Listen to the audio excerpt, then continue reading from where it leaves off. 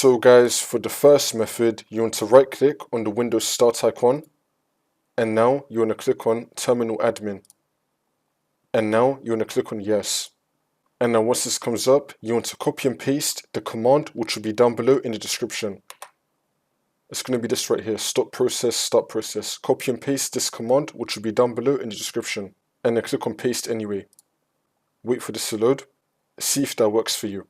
By the way, if you wanted to paste something in here, you could do Ctrl-C to copy it, and then do Ctrl-V to paste it, and then click on enter. And now once you do that, we can now close out of this. See if that fixes your problem. If that's still not working, then for the second method, again, you want to right click on the Windows Start icon, and then click on Terminal Admin, and then click on Yes. And now once we're on this, you want to type in sfc /scan now, and then click on enter. And you now want to run this scan.